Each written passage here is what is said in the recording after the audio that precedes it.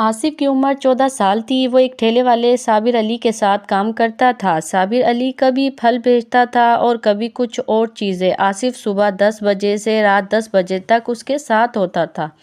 ایک سال پہلے تک آصف کے گھر کے حالات بڑے اچھے تھے۔ اس کے ابو ایک کارخانے میں مزدوری کرتے تھے جہاں سے ان کی اچھی آمدنی ہوتی تھی، اور اس طرح ان کے گھر کے اخراجات مناسب انداز میں پورے ہو جاتے تھے۔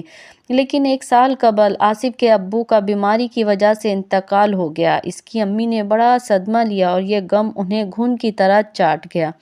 6 ماہ کے اندر اندر وہ شدید بیمار ہو کر بستر سے لگ گئی۔ اس وقت آصف نے سوچا کہ اس کی ایک چھوٹی بہن ساجدہ بھی ہے جو 5ویں جماعت میں پڑھتی تھی، جبکہ آصف اس وقت 7ویں جماعت میں پڑھتا تھا۔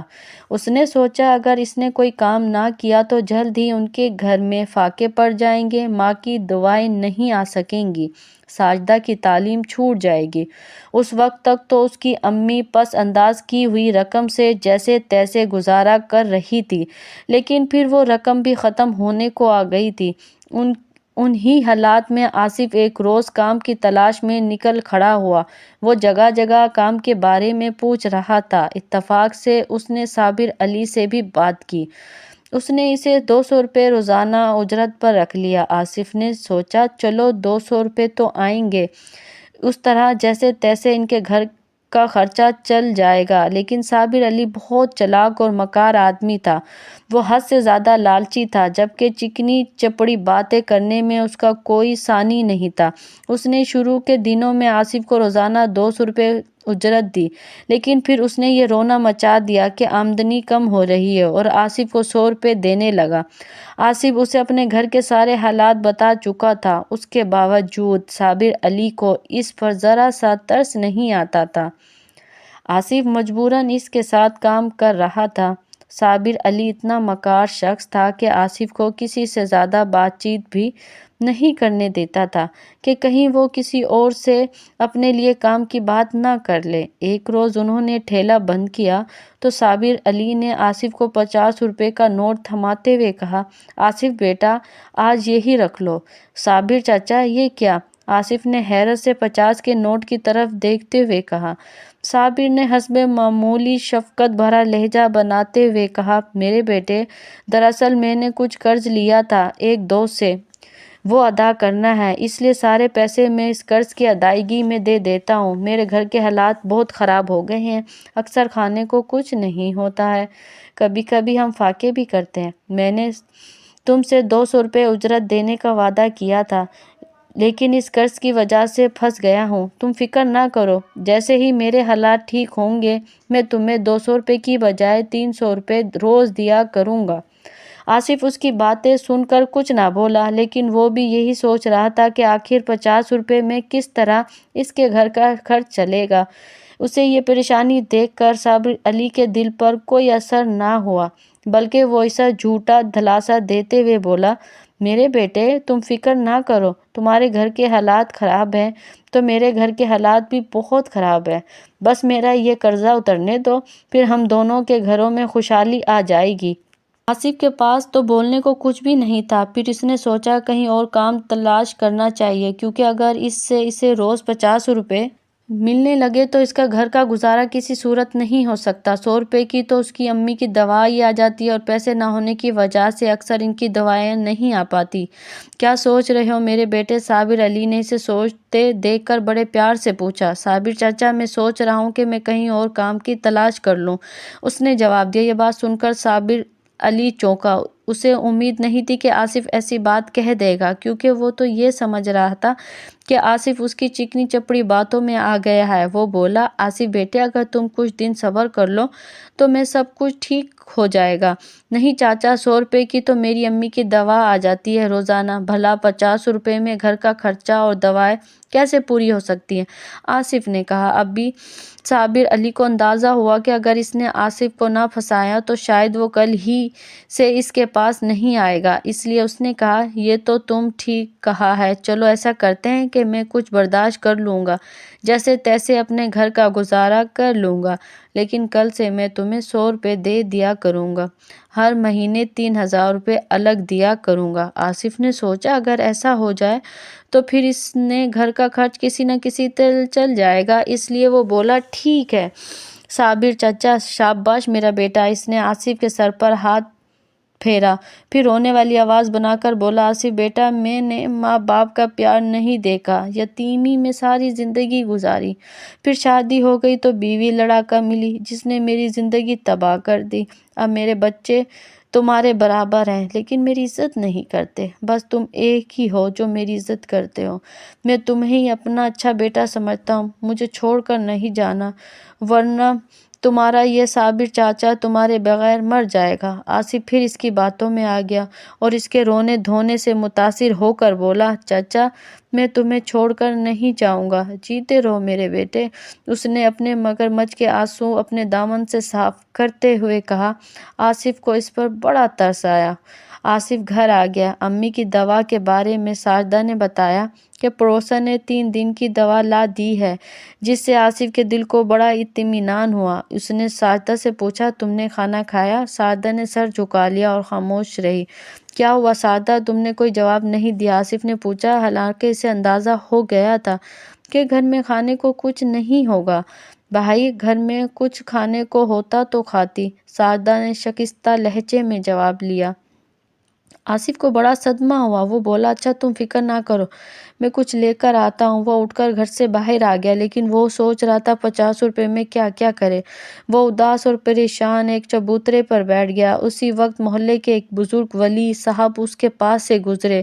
انہوں نے آصف کو پریشان دیکھا تو اس کے پاس آ کر بولے آصف بیٹا کیا بات ہے، کیوں پریشان ہو؟ کوئی بات نہیں ہے دادا جی، اس نے جواب دیا۔ ولی اللہ صاحب کو محلے کے لوگ دادا جی کہتے تھے۔ وہ آصف کے پاس ہی بیٹھ گئے اور بولے بیٹا آج میں تمہارے چہرے پر بڑی پریشانی دیکھ رہا ہوں۔ آصف نے کچھ ضبط کیا اور پھر رونے لگا۔ ولی صاحب نے اسے پیار سے دیکھا اور دلاسا دیا اور بولے میرے بیٹے نہ رو، مجھے بتاؤ مسئلہ کیا ہے؟ آصف نے بڑی مشکلوں سے ان سے اپنے دل کا حال کہہ دیا۔ انہیں بڑا دکھ ہوا۔ وہ بولے اللہ خیر کرے گا بیٹا۔ پھر انہوں نے اپنی جیب سے 500 روپے کا نوٹ نکال کر اسے دیتے ہوئے کہا لو بیٹا یہ رکھ لو، لاشیں لے کر گھر چلے جاؤ۔ آصف کی خودداری آڑے آ گئی۔ وہ بولا دادا جی میں نے آپ کو اس لیے تو اپنے دل کا حال نہیں بتایا تھا، کوئی بات نہیں تم میرے بچوں کی طرح ہو، یہ رکھ لو اللہ خیر کرے گا۔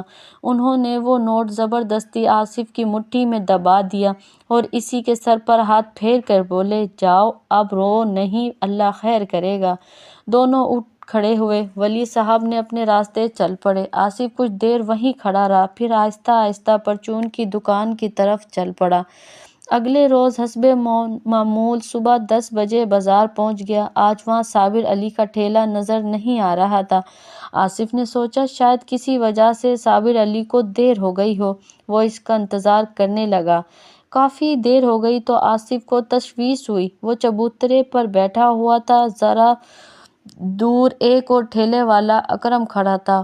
اس نے آصف کی اچھی بات چیت تھی۔ اکرم نے اس کی طرف دیکھ کر کہا آصف آج تیرا سیٹ نہیں آیا؟ نہیں اکرم بھائی، اس نے جواب دیا۔ کیوں خیریت تو ہے؟ پتہ نہیں اکرم بھائی، کیا اس نے بتایا نہیں تھا کہ وہ دیر سے آئے گا؟ نہیں اکرم بھائی، یار وہ چھٹی تو کرتا نہیں ہے، شاید گھر کا کوئی مسئلہ ہو۔ ہاں ایسا ہی لگتا ہے، میں نے ان کا گھر نہیں دیکھا ورنہ میں وہاں چلا جاتا۔ میں بتا دیتا ہوں تجھے اس کا گھر۔ ہاں اکرم بھائی بتا دو، آصف نے کہا، اٹھ کر اس کے قریب آ گیا۔ اس نے آصف کو صابر علی کے گھر کا پتہ بتا دیا۔ صابر علی کا گھر زیادہ دور نہیں تھا۔ آصف اس طرف چل پڑا۔ تقریباً 10 منٹ بعد وہ صابر علی کے گھر کے سامنے پہنچ گیا۔ گھر بڑا شاندار تھا۔ صابر علی اسے بتا چکا تھا کہ اس کا ذاتی گھر ہے۔ ابھی آصف دستک دینے ہی والا تھا کہ اس کے عقب میں ایک موٹر سائیکل آ کر رکی۔ اس نے پلٹ کر دیکھا، ایک نوجوان اس موٹر سائیکل پر بیٹھا ہوا تھا۔ اس نے آصف سے پوچھا کس سے ملنا ہے؟ صابر چاچا سے، اس نے جواب دیا۔ وہ تو قربانی کے لیے گائے خریدنے گئے ہیں۔ تم کون ہو بھائی؟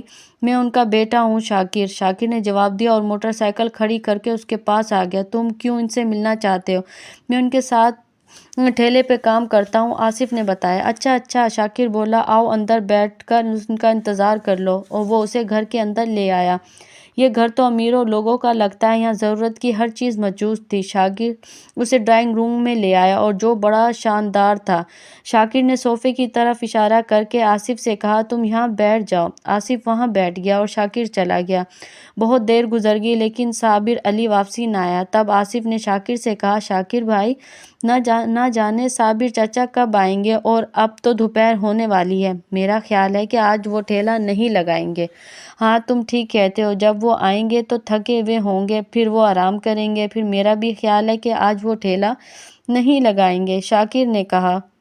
آصف وہاں سے روانہ ہو گیا لیکن وہ اور بھی پریشان تھا کیونکہ صابر علی نے اس سے کہا تھا کہ وہ بہت غریب ہے، جبکہ وہ تو امیروں جیسی زندگی گزار رہا تھا۔ آصف بازار سے گزرنے لگا تو اکرم نے اسے آواز دے کر بلایا اور بولا، آصف تجھے صابر کا گھر مل گیا تھا؟ ہاں اکرم بھائی، اس نے جواب دیا۔ خیریت تو تھی وہاں؟ ہاں وہ گائے لینے گئے ہیں۔ ہاں بھائی، سیٹ آدمی ہے، 3 مکان ہیں اس کے جو اس نے کرائے پر دے رکھے ہیں، بڑا کرایہ آتا ہے وہاں اس سے، اور 2 رکشے اس نے بھاڑے پر دے رکھے تھے، وہاں سے روزانہ اچھے پیسے ملتے ہیں، پھر یہاں سے خوب کماتا ہے، وہ گائیں خرید سکتا ہے بھائی، اکرم نے ہنستے ہوئے کہا۔ لیکن آصف کے دل کو بڑا صدمہ ہوا تھا۔ وہ سوچ رہا تھا کہ صابر علی کیسا جھوٹا آدمی ہے، وہ خود کو اس کے سامنے غریب مجبور ثابت کرتا ہے، اور جبکہ وہ تو مالی لحاظ سے بہت مستحکم آدمی تھا۔ تو کیا آج نہیں آئے گا وہ؟ اکرم نے اس سے پوچھا۔ ہاں شاید نہیں آئیں گے، اس لیے کہ ان کا بیٹا بھی یہی کہہ رہا تھا، آصف نے کہا۔ چلو ٹھیک ہے، تو پھر تم جا کر گھر پر آرام کرو، وہ بولا۔ ٹھیک ہے اکرم بھائی، آصف نے کہا اور چل پڑا۔ وہ گھر آ گیا۔ شاردا نے اس سے پوچھا، کیا بات ہے بھائی، تم واپسی کیوں آ گئے؟ آج میرا مالک نہیں آیا، اس نے جواب دیا۔ کیوں بھائی، وہ گائے لینے گیا ہے قربانی کے لیے؟ ہاں لیکن تم نے تو بتایا تھا وہ غریب آدمی۔ ہاں لیکن ایسا نہیں ہے۔ کیا مطلب بھائی؟ وہ بہت امیر آدمی ہے۔ امیر آدمی؟ ہاں تو پھر اس نے جھوٹ کیوں بولا؟ جھوٹ لوگ سچ نہیں بولتے۔ شاردا بھی سوچنے لگی۔ آصف اپنے کمرے میں آ کر لیٹ گیا۔ شام کو گھر سے نکلا تو اس کا ارادہ تھا کہ اب کہیں اور کام کی تلاش کرے گا، وہ اب صابر علی کے ساتھ کام نہیں کرنا چاہتا تھا۔ راستے میں اسے ایک دوست آفاق مل گیا۔ دونوں نے ایک دوسرے کو سلام کیا۔ آفاق نے پوچھا، آصف کیا تم نے اسکول چھوڑ دیا؟ ہاں آصف نے جواب دیا۔ آخر کیوں؟ میرے گھر کے حالات خراب ہیں، میں ایک جگہ کام کر رہا تھا، اب کسی اور کام کی تلاش میں جا رہا ہوں۔ کیوں، کیا ہوا؟ وہاں سے کام چھوٹ گیا؟ نہیں میں نے خود چھوڑا ہے۔ خود چھوڑا ہے؟ لیکن کیوں؟ آصف نے اسے ساری صورتحال بتائی۔ آفاق کو بھی بڑا افسوس ہوا۔ اس نے کہا، آصف فکر نہ کرو، جو لوگ دوسروں سے خاص طور پر غریب اور حقداروں سے اچھا سلوک نہیں کرتے ان کا انجام برا ہوتا ہے۔ پھر اس نے آصف کے حق میں دعا کی اور اسے اجازت لے کر سلام کر کے چل پڑا۔ آصف سے بھی قدم اٹھا دیے۔ کافی دیر تک وہ جگہ جگہ کام کے بارے میں پوچھتا رہا۔ بالآخر ایک دکان پر آدمی نے اس سے کہا، بیٹا کیا تم پڑھتے نہیں ہو؟ نہیں جناب، لیکن بات چیت سے تو پڑھے لکھے لگتے ہو۔ پڑھتا تھا لیکن پڑھائی چھوڑ دی۔ وہ کیوں؟ بس والد کا انتقال ہو گیا، اب گھر کا خرچہ مجھے ہی چلانا ہے۔ ایک ٹھیلے والے کے پاس کام کر رہا تھا لیکن وہ جھوٹا آدمی ہے، اس لیے اس کے پاس سے کام چھوڑ دیا۔ بیٹا میرا نام کرامت مرزا ہے، میری جوتوں کی ایک دکان ہے اسی بازار میں، وہاں تم شام 6 بجے سے رات 1 بجے تک کام کر سکتے ہو۔ ٹھیک ہے جناب، وہ بولا، لیکن ایک شرط ہوگی۔ وہ کیا جناب؟ وہ یہ کہ تم اپنی تعلیم شروع کرو گے۔ ٹھیک ہے جناب، میری تو اپنی بھی خواہش ہے کہ میں تعلیم حاصل کروں۔ تو پھر ٹھیک ہے، آؤ میرے ساتھ۔ مرزا صاحب اسے اپنی دکان پر لے آئے۔ وہاں کچھ اور لڑکے بھی کام کر رہے تھے۔ مرزا صاحب نے اس کا ان لڑکوں سے تعارف کروایا اور کہا، کل سے یہ بھی تمہارے ساتھ کام کرے گا۔ اگلے روز آصف نے مرزا صاحب کی دکان پر کام شروع کر دیا۔ مرزا صاحب اچھے آدمی تھے، انہوں نے آصف کی مالی مدد بھی کی اور اس کی 10,000 روپے تنخواہ مقرر بھی کی، جبکہ اس کے تعلیم کے اخراجات اپنے ذمے لے لیے۔ آہستہ آہستہ آصف کے گھر کے حالات اچھے ہو گئے، اس کی امی بھی ٹھیک ہو گئی اور گھر میں خواتین کے کپڑوں کی سلائی کا کام کرنے لگی، اور یوں ان کی زندگی میں خوشیاں آ گئی۔ ایک روز آصف مرزا صاحب کی دکان کی طرف جا رہا تھا کہ راستے میں اکرم ٹھیلے والے سے اس کی ملاقات ہو گئی۔ سلام دعا کے بعد اکرم نے پوچھا، آصف آج کل کیا کر رہے ہو؟ اکرم بھائی میں جوتوں کی دکان پر کام کر رہا ہوں، اس نے جواب دیا۔ گزارا ہو رہا ہے، اللہ کا شکر ہے، ہمارے سیٹھ صاحب بہت اچھے آدمی ہیں، میرا ہر طرح سے خیال رکھتے ہیں۔ تمہارے پرانے سیٹھ صابر کا تو ایکسیڈنٹ ہو گیا تھا، اکرم نے بتایا۔ تو آصف چونک کر بولا، کب؟ ابھی پچھلے مہینے بہت زخمی ہوا تھا، ٹانگیں بہت زخمی ہو گئی تھی، زہر پھیلنے لگا تھا، ڈاکٹر نے کاٹ دی، اب بیساکھیوں کے سہارے بڑی مشکل سے چلتا ہے، اکرم نے بتایا۔ آصف کے ذہن میں آفاق کے الفاظ گونج رہے تھے کہ جو لوگ غریبوں اور حقداروں سے اچھا سلوک نہیں کرتے ان کا انجام برا ہوتا تھا۔ اچھا آصف، میں چلتا ہوں، اکرم نے کہا اور اس سے ہاتھ